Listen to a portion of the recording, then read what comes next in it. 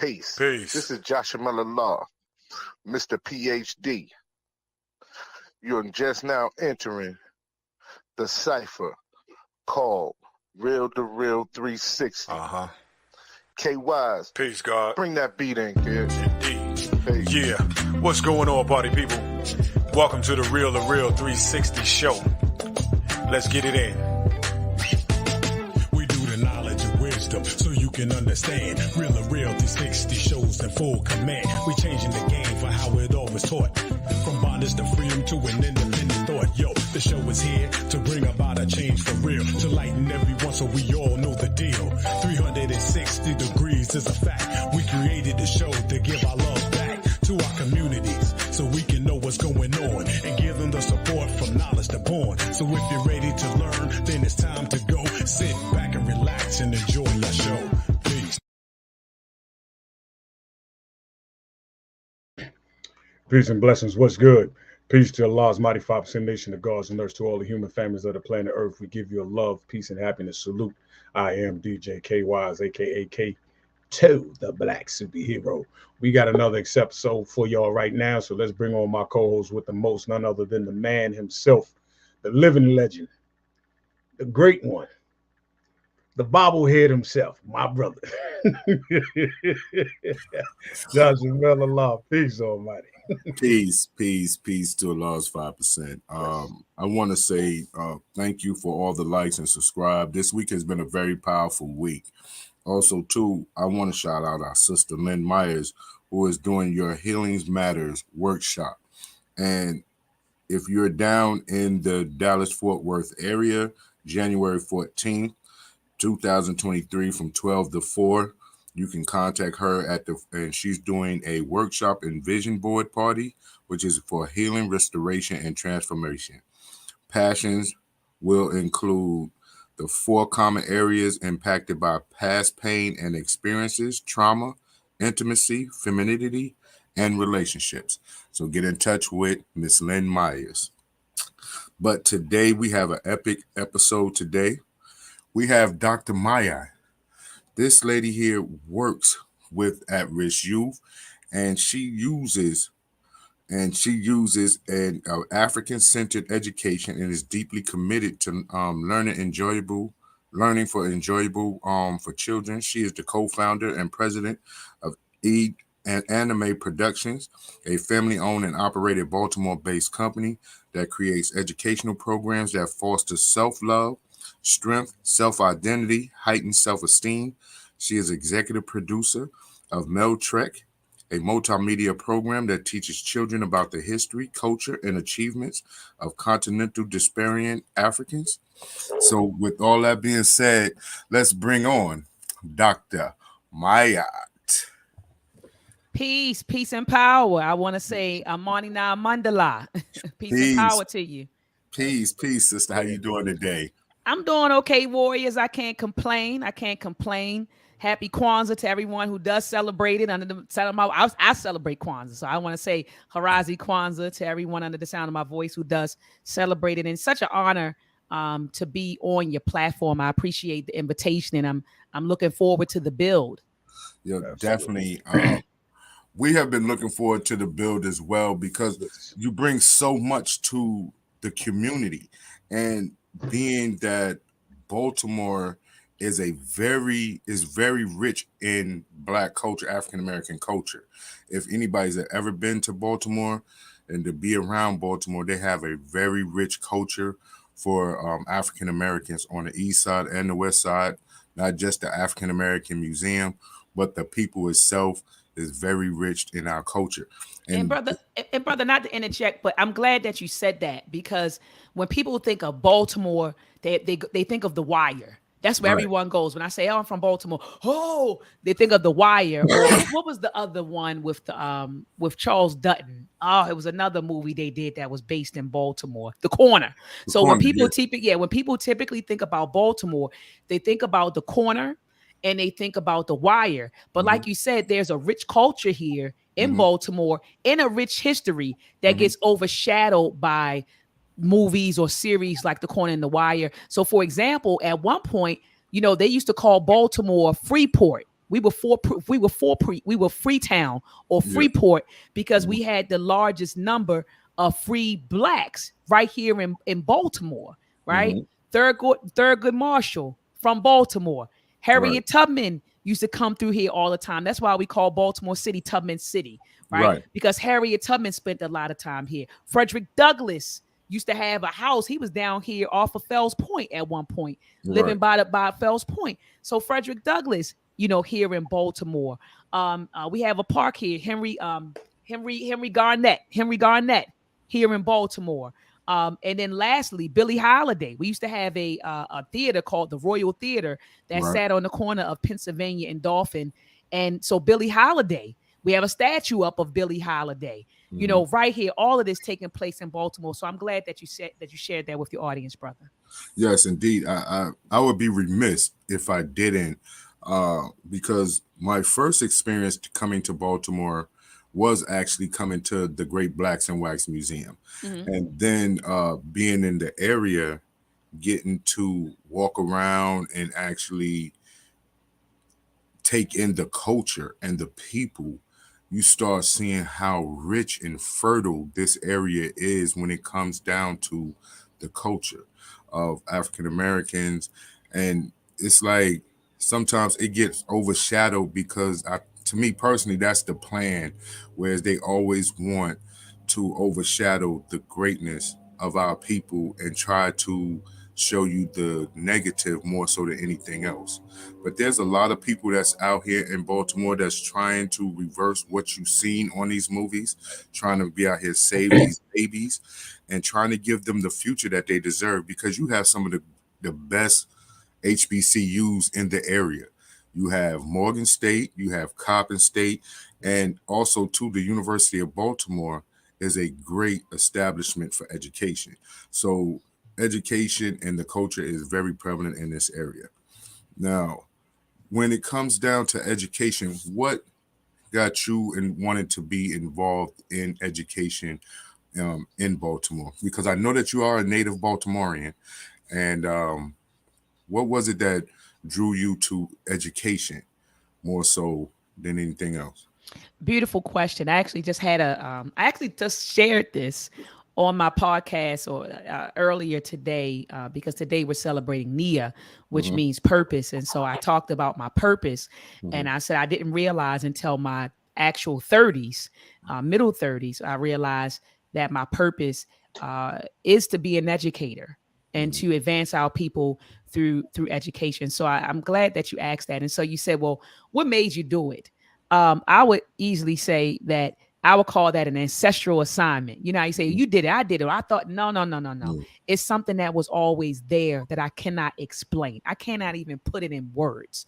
I was just on the telephone with my aunt, and she's like, you always wanted to teach, even when my mother told me, because my mom was an educator. She retired from the Baltimore school system after giving them about 35 years. And so she was an educator, and she told me when I told her I want to be an educator too. So initially you would think, oh, you're just trying to be like your mom, right? So I want to be an educator too. I want to be a teacher too. And she said, baby, educators don't make any money. And so my mother said, I don't want you to go into that profession because it doesn't make any money. So she came home with a magazine and said, here are the top paying majors. And at that particular time, computer engineering was like the top paying major. And so I decided to go into electrical engineering, which was with the program that Morgan State University had at that particular time. One, I was great in math. I always excelled in math, and I love science. So, we know engineering is the application of mathematics and science. So I said, well, I'll pursue engineering. Just thinking about my mom and her saying, you don't want to teach, they don't make good money, I want you to do something different. So just listening to her.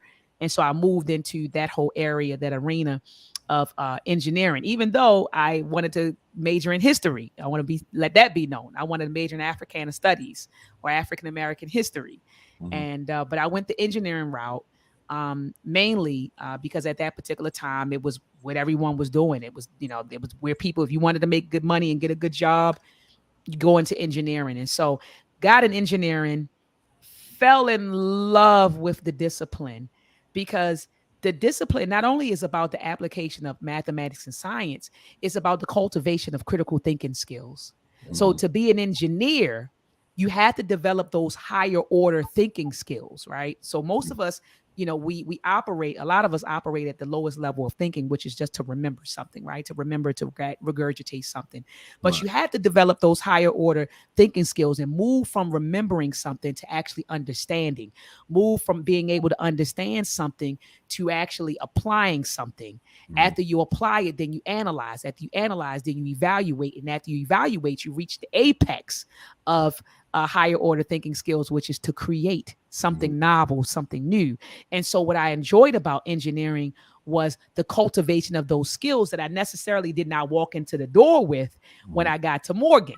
I was operating at the lowest level of thinking, which is what they teach in the K through 12 system. Our children aren't taught, how to think. They're taught what to think in the K through 12 system. So it wasn't until I matriculated through that process and actually learned how to think. And I credit, those professors at the School of Engineering at Morgan State University for cultivating those higher order thinking skills within me and within the student body.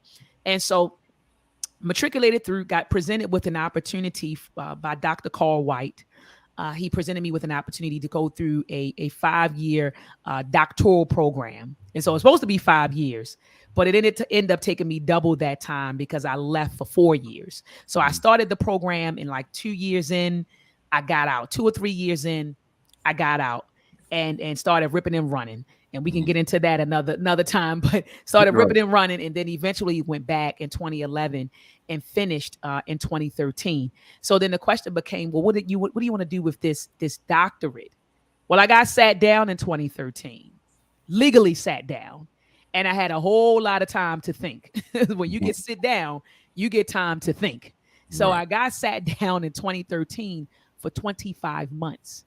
And during that time, while I got sat down, I always tell people behind the G wall, I started teaching while I was there. Teaching women, mathematics and how to get your GED, and teaching them how to read. And all of this was geared towards helping them to earn their GED. My family's, they're sending me books. And so I'm literally in there teaching the new Jim Crow, Dr. Michelle Alexander. So teaching from there, teaching from Isabella Wilkerson, The Warmth of Other Suns, and holding sessions and doing all sorts of stuff. But let me backtrack. Before that, I was always teaching once I became conscious, since I was 15. Right. I'm going into my purpose and when I actually discovered it, but always was into teaching. Once I had read From the Browder File by Anthony T Browder in 96. So started teaching. And you know how, like, when you first get the knowledge, it's like you like a newborn baby. You want more and more and more. And then you're just going out and you're telling everybody about this new knowledge because you're thinking that it's going to transform them the way it transformed you. But then you get sadly mistaken because everybody isn't ready for that type of information. So around 15, 16, 17, I'm teaching. I told you about school, going through school, fast forward, get the PhD, sat down for 25 months. Now I'm in there teaching, get out and still teaching, hooked up with Brother Onk and Sinetta and all of them. So I'm online teaching. And then I said, you know what? I got presented with an opportunity to actually teach at Morgan, took that opportunity, but it wasn't enough. Develop a program, Meltrek, to teach our babies about our history, our culture, and our achievements. Created another program, Conscious Ingenuity, which utilizes STEAM, science, technology, engineering, art. I think she kind of froze. Yeah. I tell you, man, it's amazing the work that she... Oh, sorry. Okay. Am I back? Yeah, you back. Okay. It's probably my internet. It's probably my internet. But yeah, I just started teaching, and I'm like, this is my purpose. And I noticed that when I started walking in my purpose, which is to advance our people through education, which Dr. Martin Luther King defines as the cultivation of intelligence plus character, right? Because we can't forget that piece, right? It's not about just the skills and the knowledge that you have, but it's also about developing you as a human being, developing your character. When I started walking in my purpose, doors started opening. You know, doors started opening for me. People started, when I say doors started opening, I started connecting with all sorts of people, resources started being thrown my way. And I'm actually in the process now of securing 3 to 4 buildings in Baltimore to start Conscious Ingenuity Institute, which will be an African-centered STEM-based school offered to the babies in Baltimore City. So that's when I began. That was my journey into becoming, and just realizing that is my call. That was my calling to be an educator. And it's not about the money, because remember I told you, my mother said, "Don't go into that. You can't." But when you do what you love, you don't care about the money. You don't care that you're not making 200,000. I could be out there, in industry making $250,000, but would it be fulfilling? And it wouldn't be, because that's not my purpose and I get nothing out of it. And so that was my journey into education. And I do believe that education is key. Education is key to liberating our people. That's what we had to educate first. So it was one brother, young brother, who asked me, he said, "Dr. Ma'at, you always talk about education, but we got to be able to defend ourselves militarily." And I said, "You're right. This is a young warrior." He's about 26, 27, young warrior. I said, "But let me ask you a question." I said, "To defend yourself, you need intellect. Who cultivates your intellect? The educator, right? So we want to go out and we want to fight. Well, when you're in battle, you have to be able to organize, strategize, and mobilize. Well, where do you develop those skills from? Education. So education is key. And so I'm all about educating my people for the purpose of liberation and for the purpose of sovereignty. So that's what I drive home when I'm in the classroom. It got to be liberation and sovereignty. That's our end goal, to be a sovereign people, to be a free people and an independent people. And so, but that's my path. That's my journey. Well, normally I ask individuals, to give our followers and our viewers and our listeners a brief overview of who they are.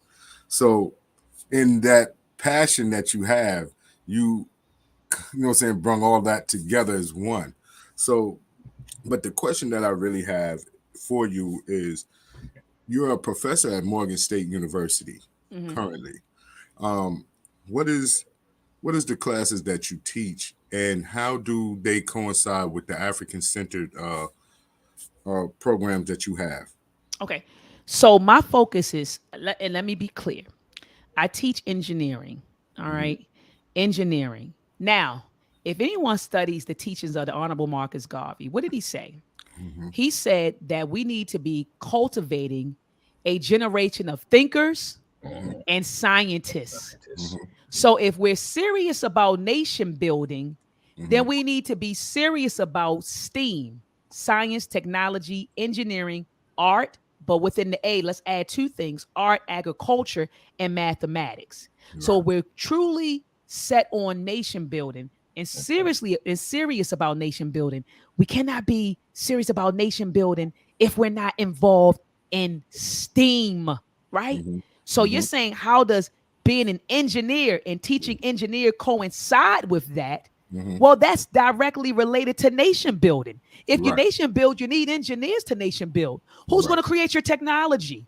Who's going to engineer? Who's going to come up with the machinery and the different techniques to grow your own food, right? To protect your communications, right? So I was telling also the young brother, when he talked about the military, well, who's going to manufacture and design and create your weaponry? Who's going to do that? That's engineering.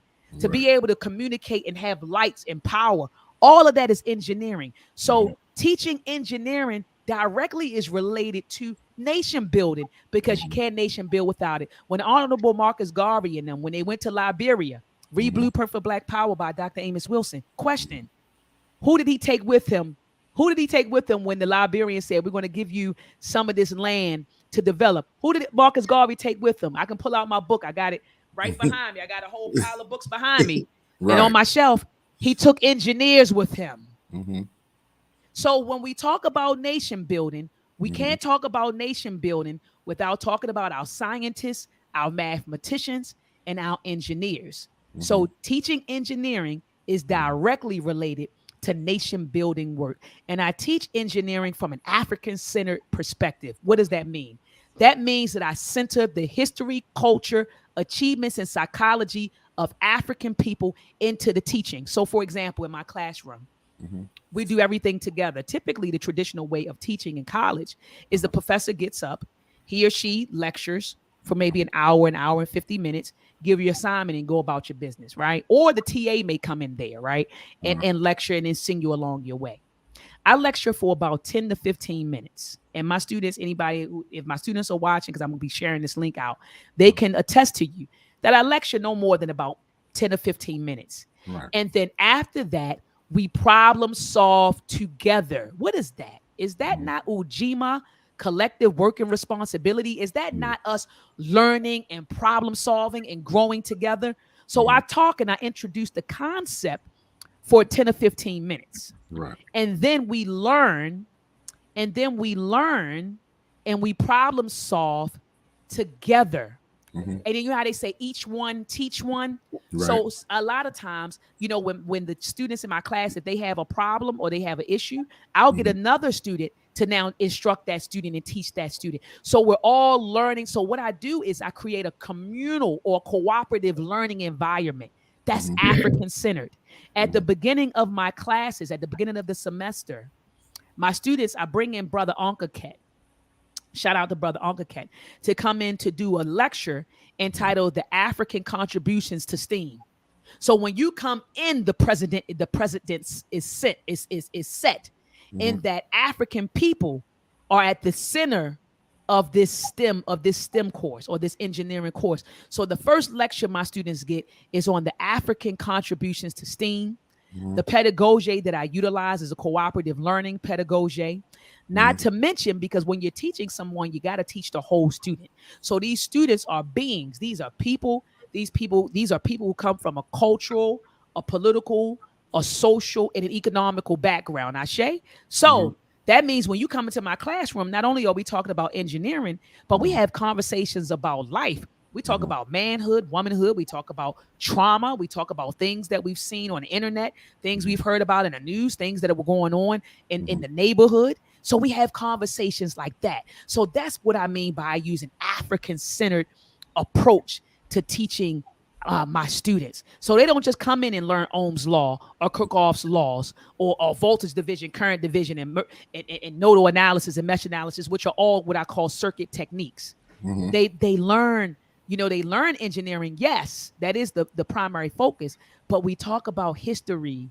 We talk about social issues. Right. We problem solve together. We even talk about, well, what are you going to do with this degree? I ask my students, are you going to be an engineer for Black people or are you going to be an engineer for white people? You choose. What type of engineer are you going to be? A Black engineer for Black people or a Black engineer for white folks? You decide.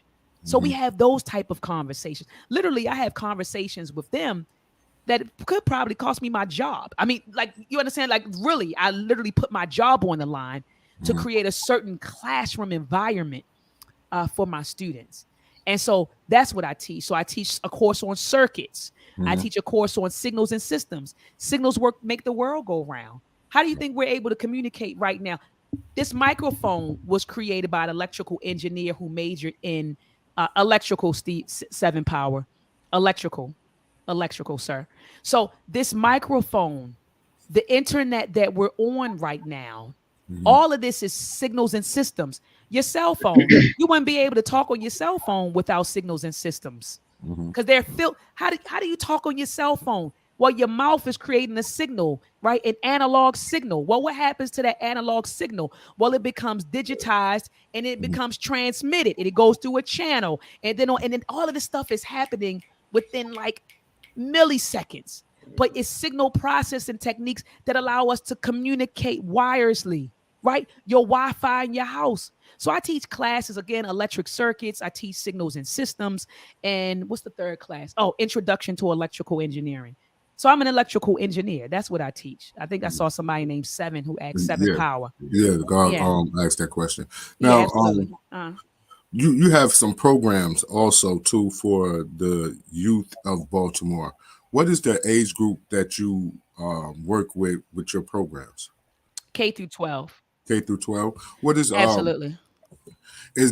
Are they after school programs or are they right now, or they just when you get your school together, that's how you're going to formulate it with the STEM program? No. So let me go back. So Conscious Ingenuity, and you can go to consciousingenuity.com to check out the program. Conscious Ingenuity is a program that utilizes STEAM to build character, confidence, and capabilities. Right. And so currently it's being deployed in several schools in Baltimore City. We have a partnership with the YMCA. And so it's being deployed as an after-school program in several Baltimore City public schools. It's also currently being deployed in 2 African center schools. One is the Kamoyo Shule Africana. So the Kamoyo Africana Shule, which was co-founded by Baba Imhotep in his divine complement, Mama Ife. Okay, and so it's being deployed there. It's also being deployed with the Uhuru Academy, which is a Black educational institution for Black children. It's online. It's a K through 12 online school for Black children. And so Conscious Ingenuity is currently being deployed there. And so if you want to get your child involved or enrolled in Conscious Ingenuity, just go to consciousingenuity.com, scroll to the bottom of the page, and sign up for our email list. And whenever we have, when we're launching other programs, we're getting ready to launch a virtual boot camp. You can get your child enrolled in there. And so Conscious Ingenuity is one program, but that's my newest program. My first program was Meltrek. Okay, MELTREK. Mel is short for melanin. Trek means journey. So we're taking you on a journey to learn about the history, culture, and achievements of melanated people. And so that was my first program, and Meltrek is being utilized in 30 states and 10 countries. I've been to Ghana and presented Meltrek. The children love it over there. They love it in Cameroon. I was invited to the UK before the pandemic hit because I was supposed to go over there and present the program, but the program is currently being used in 30 states in 10 countries. And so we have 2 episodes available. Meltrek Exploring Ancient Africa, which is episode 1. That teaches our babies that our history doesn't begin with slavery. That was the whole objective, okay, to teach our babies that, that our history does not begin with slavery, because when they go through the public food system, that's where they begin our history, with slavery instead of with greatness. And so we wanted our children to know, even in the film, you hear constantly, we come from greatness. We come from greatness so we can be great. We come from greatness. And so that's what we wanted our children to know, that we come from greatness and that we come from a great people and a mighty people, and that our history does not begin with slavery. In Meltrek episode 2, Exploring the Pre-Columbian Americas, the objective of that film was to let children know that our history, that Black people, that we are global, that there were Black and brown people already over here in the Americas before Columbus came over here. Okay. All of us didn't come over on the slave ship. Okay. There were Black and brown people right here in America before, right here in North America, Mesoamerica, and South America before Columbus and those devils. Am I allowed to say that on your platform? Of course, because we say it. Okay. All right. Before Columbus and those devils came over here, they, or we say the Yorugu or the devils, they, there were already Black and brown people here. And we talk about their history. We talk about their culture. They had a concept of the creator. They had families. They practiced math, science. They had calendars. They built pyramids. I know we don't talk about it. We always think it's pyramids in Egypt. They built pyramids right in Mesoamerica, and not even just in Mesoamerica, right down there in Ohio, down in that area where you had the different cultures. So you had the Hopewell Mississippians and the Adena cultures right down there in the Ohio area, Monk's Mound. Look this stuff up. They had this stuff. And so anyway, I always say that Meltrek episode 2 is it teaches children. I call it real U.S. history. And we're currently working on Meltrek episode 3, exploring the Ma'afa.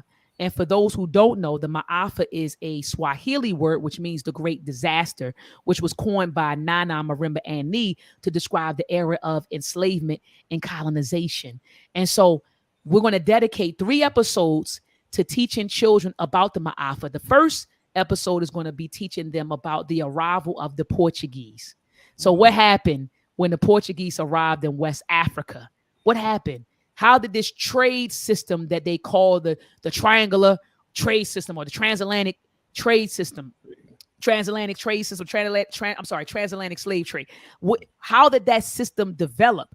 Well, that system started with the Portuguese, but we can go further back and talk about the Arab because you had the trans-Saharan slave trade that happened as well. But we start with the Portuguese, and in part two, we want to drive home that this became a global system that created wealth. It enriched European nations that they still enjoy today. A lot of these Fortune 500 companies that are in existence today got their money from the cash crops that were cultivated by our ancestors. A lot of the companies, even the universities. Right now, and I'm actually getting ready to read a book. It's behind me called Slavery in the University, which talks about places like Georgetown University and how they got their start from slavery, right? So a lot of these European companies and organizations and even institutions, they were propelled or came into existence because of slavery. So we're going to drive that home in Meltrek episode 2, and in part 2 of the Ma'afa, Meltrek exploring the Ma'afa. So in part 2, we're going to talk about that, and then in part 3, we're going to focus on rebellion. Part 3 is going to be solely dedicated to fighting because our children think, you hear this crap, our children are now saying, and I know, brothers, you saw it, I'm not my ancestors. And they view our ancestors as being weak or something. Oh, because when they think of our ancestors, they think of that watered down civil rights history that the devils teach. That's what they think. They think that, everybody was getting sprayed with water holes, and that's what they see, and the dogs being sick, being biting women and biting men. They don't teach them about the Maroons. They don't teach them that everywhere there was slavery, there was rebellion. I want to say that one more time. Everywhere that there was slavery, there was rebellion. There was resistance. I got a book behind me called Flight to Freedom by Dr. Alvin. It's always, wherever there was slavery, there were Maroon communities, and white folks were scared of these Maroons because sometimes the Maroons even went back, recruited more people, and burnt down the plantations. But that's not the story that they tell our children. So this last episode is going to be dedicated to resistance, to the rebellions, to the brothers and sisters who were fighting during the Middle Passage and throwing those devils throwing them over on the ship, throwing them off the ship and taking over the ship. See, our children don't hear those stories. Right. They're not told about the stories of when our ancestors went to the plantation and burnt it down. No one tells them those stories. So when they think of our ancestors, they think about the civil rights movement. They think about Dr. Martin Luther King and his nonviolent strategy, because that's what it was, his nonviolent strategy. And they believe that all of us, that our ancestors were very passive and docile, which is very far from the truth. We always resisted, and we are still resisting to this day. You know what I like is that as I'm listening to you, I can hear how everything you've done and what you do when you come into your classes, everything is already calculated before you apply it within your classroom. So you're taking, like you said, you're breaking down the science and math, and you calculated everything in each perspective of how you're going to do and what you want to have interactive with your students overall. Because it seems like you don't allow them to just sit there and just listen to one type person all day long. They're interacting and keep moving. So that makes a perfect circle or circumference where everybody is interactive into it. So therefore, the mind wheel of all comes to a conscious thought and saying, okay, now I'm understanding what's going on from not just this one, but from another angle, but we still all in the collective mindset of one. So I appreciate that. That's a great build of what you have and your studies on it. It's magnetic. Yes, Thank definitely. You so much. Thank you definitely so much. With the state of affairs that we see today in our communities, not just in Baltimore, like in DC and all over, how effective do you feel that your program can be to reverse a lot of the disparity that we see? You know what, brother? I think that, well, I ain't gonna say I think, I know that is impactful, but just one person can't do it. You Right. know, it's people think like when black folks, when we have a program, or Mhm. institution, this institution is just going to change everybody and change everything. Right. It's I'm just playing my part, brother. I'm just playing my part, one student at a time. Like one student at a time, literally just playing my part. And I'm just, if I can get one, if I can get one of them, I Mhm. feel like I've done a great job. So I just try to change. I just try to change our condition and Mhm. empower our people one student at a time. And so I think that, yes, I think that I'm impactful, but collectively we all need to be, you understand what I'm saying, in this fight, in this struggle together. One person can't do it. I can't do it by myself. None of our leaders, all they just can't do it, by themselves. It has to be a collective effort. And that's why I love the principle of Ujima, collective work and responsibility. It takes all of us. Even today, Nia talks about purpose, and it said that our collective vocation must be to build, maintain, and develop our families and our communities. So it has to be a collective thing. So I think that I'm impactful. I pray that I'm impactful. Sometimes I don't feel like it when I don't. When I look out and I see all of the stuff, happening in the community. In fact, I don't know if you saw it on Facebook, but I actually just lost one of my students. Mhm. And, it broke my heart. On December the 7th, he was gunned down in a neighborhood in Park Heights.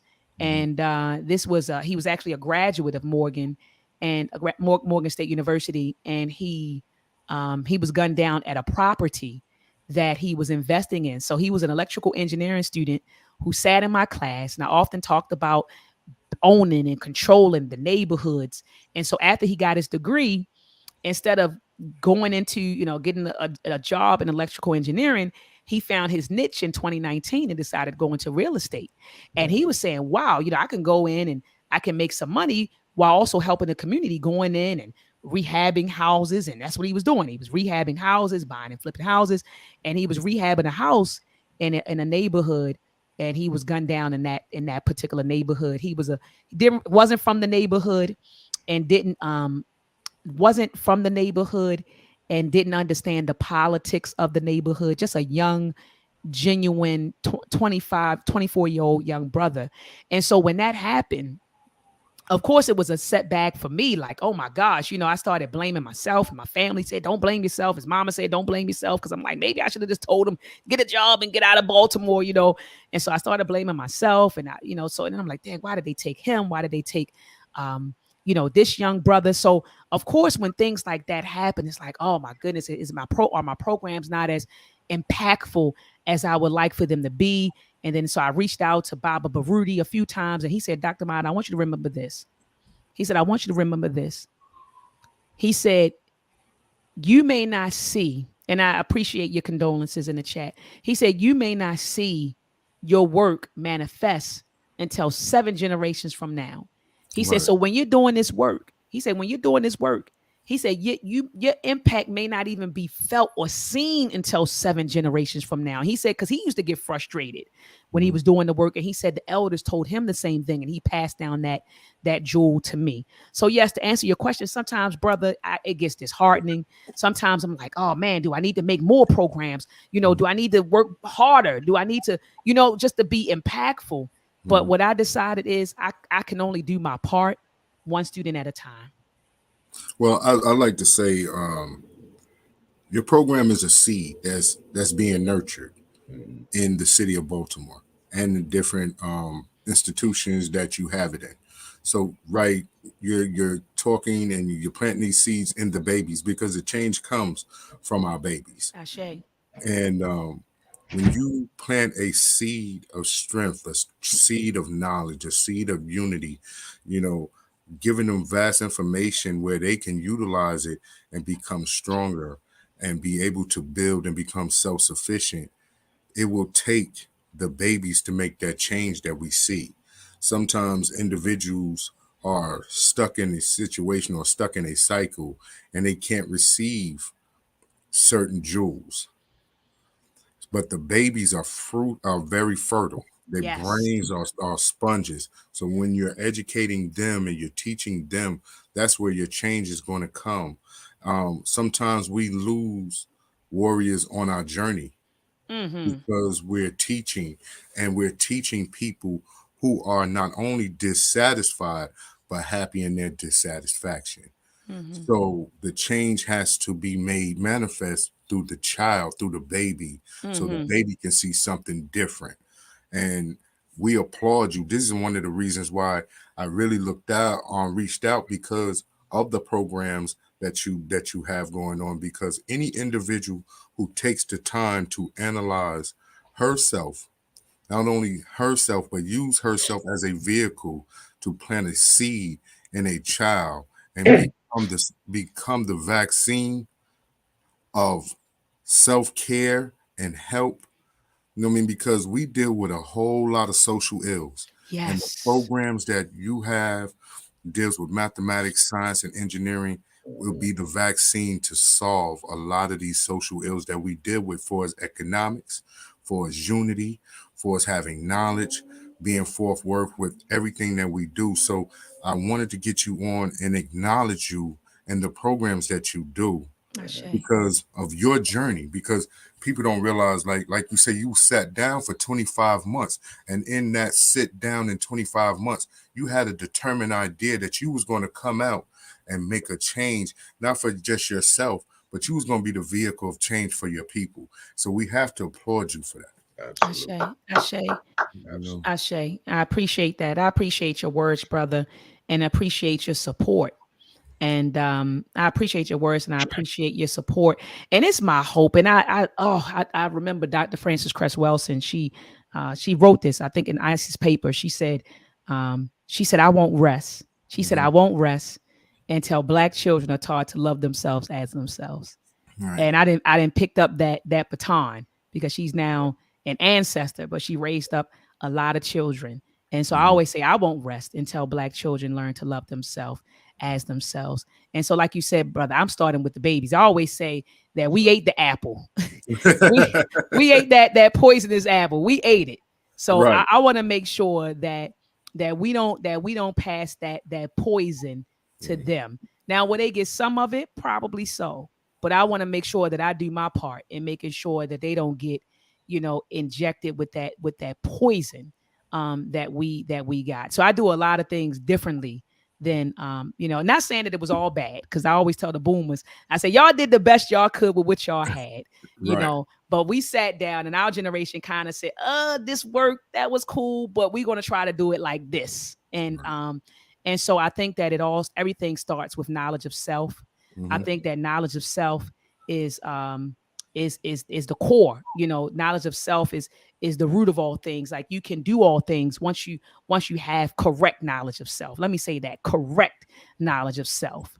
And I think that it starts there. And so a lot of people ask me, they say, well, you teach engineering, right? Like, why didn't you come up with a math program?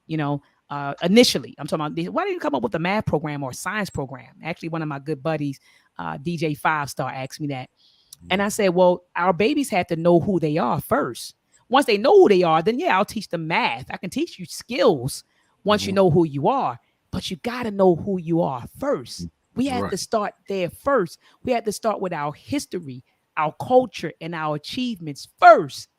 Then I can teach you engineering concepts. I can teach you about signals. I could teach you circuit theory and circuit analysis techniques. I could teach you all that. I could teach you how to code. We could talk about Python and C++ and Java. We can get to all of that stuff later. But let's start with correct knowledge of self.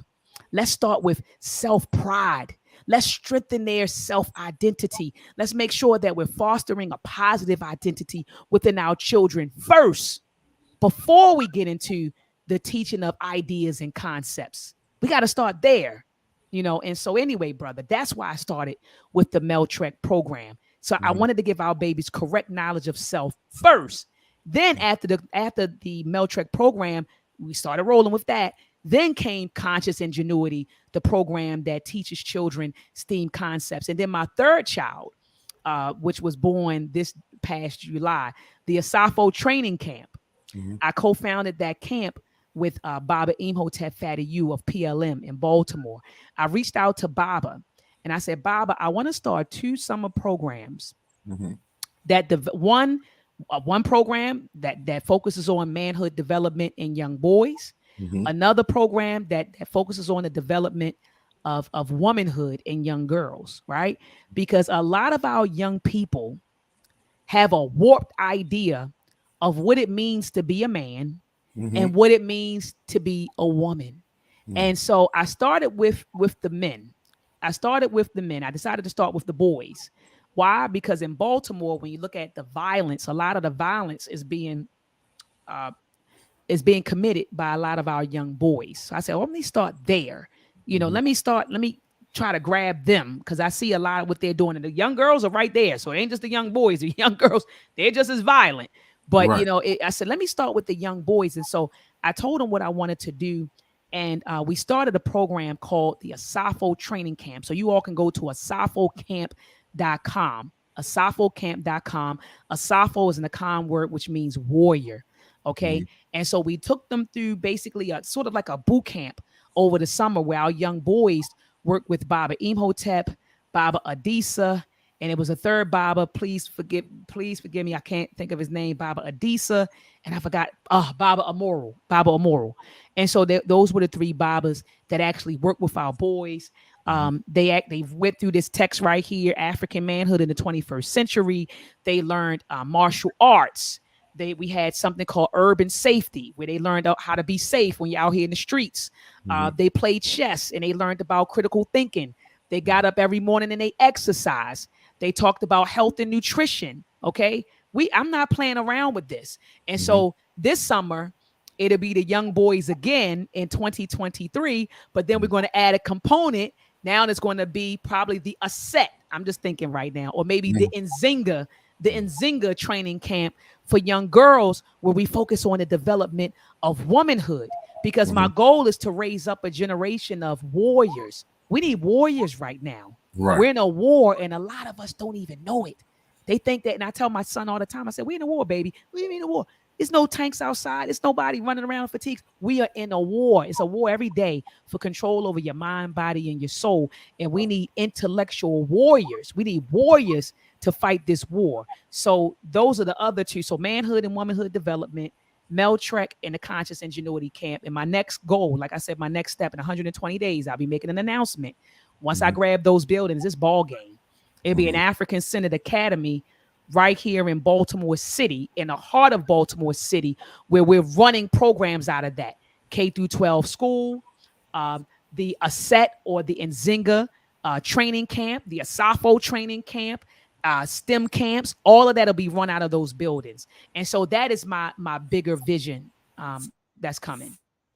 I appreciate that, Queen. Let me say this, because everything that I'm hearing, and this is all part of our teachings and everything. When you start building on, you're talking about you're dealing from K to 12. And then the system, now we have to understand the system that we're here in this Western civilization, the focus and design of their system is to take us away from our system since day one. So everything that you're talking about, what you want to teach and bring to our babies, they have the countermeasure to always say, you don't need to go there because this is what we have already planned for you.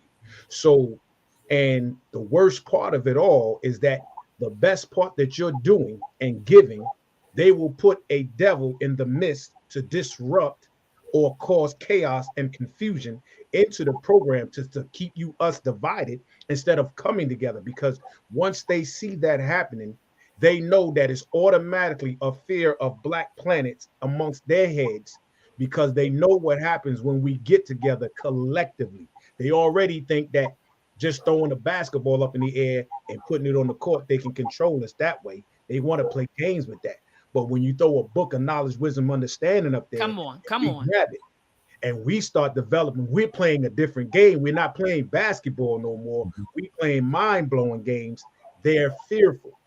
They're fearful because we're weakening their economic structure, and they're going to have a major issue with that. Facts. In the programs, because they're always going to be like, well, that's going to take away from what we're trying to do. So we need to do this. So it's Facts. always important to be aware of what's going on within as well as without. So, again, it's always going to be a constant battle of good and evil, right versus wrong. You know what I'm saying? And as long as they understand that the food that we're getting isn't their food, it is our food for the righteous and nourishment of our minds, Ashe. to go back and then spread that knowledge. Because the worst thing they can do is what they always do when they see us getting together, is plant a seed of religious deception to divide us amongst each other in order for them to maintain the control status. Ashe. You know, so again, everything that you do, and I salute you with a high-powered rifle salute. You know what I'm saying? Let's knock down the negativities and keep that flowing. We have to keep going into our communities and our neighborhoods, talking to the parents to say, listen, stop putting them in the public school system and Come put them on. in the system of what's going on, so we can teach them our curriculum of who we are. And then there, when you come out, you're prepared for the battlefield that's already laid out for you. Come on. That's Come it. on. Ashe. Yeah, that's definitely the key. Because most of the time now, charter schools were built for, what I'm saying, where we had African American schools and things of that nature. Now they're projecting charter schools to be like more of a read-eye or behavioral mod, and they're trying to get more money for having or saying that the kids have ADHD is because they don't know how to deal with our children. But it's always a question that I know we ask in our culture: if there's a positive cipher and a negative cipher, where do you belong when you have knowledge of self? And we always say the negative cipher because we want to reverse the polarity of the things that we see. And being like I said, coming into the area, I know I used to work with a program, after school program called Project Numa, that works with the Baltimore school systems. And they have beautiful programming where they teach certain things, but they don't teach the African-centered programming. And it's not a knock on them because they do a great job.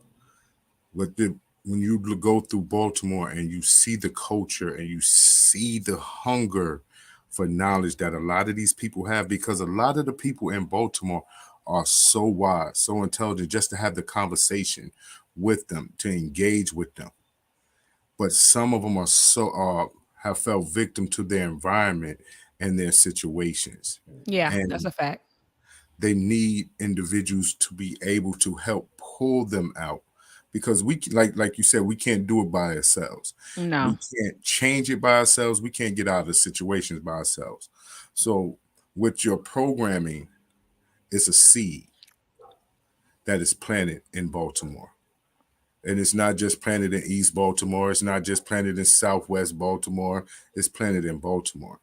And from this day forth, we hope that this seed is planted universally, where people can honestly reach out to you and help contribute, donate to whatever programs that you have to help expand what you need to get done. And we want, because we're coming up on the time, and it's a beautiful conversation, and we'd love to get you back. Let's do it. Do another one. But I want our followers and listeners to be able to reach out to you, donate. How can they assist you with your programming? Okay, so first of all, they can assist me. I tell people, go get it. Go get Meltrek for your children. You know, I always tell my listeners, help me help you, right? So just go to Ed Anime Productions, and I can type it in the chat for you so he can put it on the screen. So this is my website, Ed Anime Productions. Hopefully I spelled it correctly. I need glasses. I'm fighting it. I'm fighting it, brothers. I'm fighting it. I need to get them though. I need to get them though.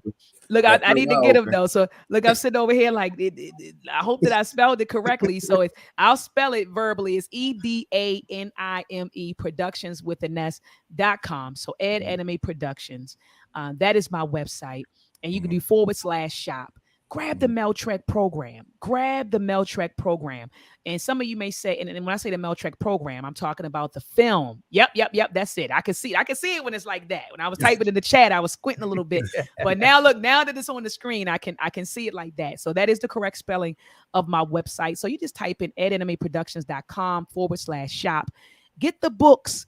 the activity books for your children, the Meltrek activity books, the Meltrek storybook, the Meltrek films. And some of you might say, well, Dr. Ma'at, I see on your website, you're still selling the DVDs. Well, I'm selling DVDs because a lot of parents have PlayStation. A lot of these children have PlayStations, and the parents say, I'm going to get them that so they can pop it right in on the PlayStation. And so some people are watching Meltrek on their PlayStation and their little devices. So I do still offer, I do still sell the DVD, but if you want the digital version of Meltrek, you could go right to Amazon on Prime Video and get the digital version of Meltrek. You just type in MELTREK.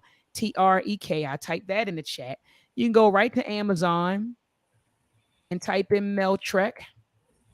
Okay, type in Meltrek and grab the film. So that's a way you can support me and help you while you're exposing your children to good content. You're buying the product, so then you're giving us more money and we can go in and create more products and programs. If you would like to donate to me or donate to the projects, this is my Cash App handle here. I just threw it in the chat. Oh, gotta put a 2. That's wrong. Hold on. Hold on. I don't want y'all to send it there. Somebody say thank you. What is this? Thank you. All right, here it is. All right, I just typed in the correct Cash App. So it's Dr. Dr. Bailey, Bailey 02. Dr. Bailey 02. That is my Cash App. If you all want to send me something. And lastly, if you want to contact me directly, my email address is dr.maat.msu@gmail.com. And I'm putting that in the chat as well. And so I try to respond to my emails. And I'm also on social media. I'm on all social media platforms. I'm on TikTok. TikTok is trying to shut me down. I keep getting account warnings every time I post a clip. I get account warnings, but I'm on TikTok for now. Okay. I'm on Instagram. My Instagram page was growing rapidly several months ago. And then they shut it down. They took me out of the algorithm because I was getting like 1,000 followers per day. And as soon as I started talking about political issues that we face here in America, Black Americans, next they were putting, she's disseminating false information, or they were asking people, are you sure you want to follow her page? This page is known for disseminating false information. And so they flagged my page, and I went from getting 1,000 followers a day to like 20 a week, maybe 10 or 20 a week. So they completely took me out of the algorithm on Instagram. But nonetheless, I'm on Instagram as Dr.Ma'at_. I'm on TikTok. I'm on Twitter. And so just reach out to me on all social media platforms. Well, Doc, I want to say thank you again for coming on. You are a walking library, wealth of information. And it's been a pleasure to have you on, and it'll be a pleasure to bring you back. We're going to reschedule you to come back because, like I say, your conversation is definitely mind-blowing and is very refreshing to have. And I'm sure that our audience will get a lot of information from it, and we definitely want to support everything that you have going on from Real2reel360 to you. So, like I said, if you can stay back for like 2 minutes after the show so we can talk a little further. Oh, yeah, absolutely. We appreciate it. Hey, Kay, you know what time it is, big bro? Absolutely. Everybody that's been listening and following, we want to thank you. And we're going to close this out real quick because we got other business to tend at hand. So once again, to all the nations, to the nation of gods and earths, 5%, and to Allah's mighty people in the world, we bid you a love, peace, and happiness salute of everybody. Stay conscious, stay woke, stay positive, stay mental, stay focused on the plan, the righteous plan, because everywhere you go, you need to take righteous steps, and that's from the gods. We build. We want to thank our special guest, Dr. Ma'at. Peace and blessings be upon her as she continues to grow. We want to make sure you have strength and with you. So if there's anything that we can do on our end here at Real2reel360, please don't hesitate to call on your brothers. We're here and we're armed. We're armored. All right. So all right. Peace and blessings, everybody. Peace and love. Thank you so much for having me. Yo, ladies and gentlemen, we're starting to come to the end of the show. Right now, I want to take the time out and thank our guests for coming on. Also, too, we want to make sure that y'all listening and subscribing, and tell a friend and keep sharing, because we're going to keep bringing y'all the real content. You know what I mean? So, DJ K-Wise, my brother, take us up out of here, son. True indeed. I want to give a big shout out to the nation of gods and earths. To all the human families on the planet Earth, I say peace. But to our subscribers, those who continue to watch and listen to the show each and every time we come on, I give a big shout out of love, peace, and happiness to you. The peace of man, woman, and child of the universe. It's time for us to disperse. We bring the best, not the worst. We thank you once again for tuning in to the Real 360. Bring a friend to hit that like and subscribe, so we continue to grow to bring more knowledge and wisdom to you. Upon our show, you make it possible for us to do what we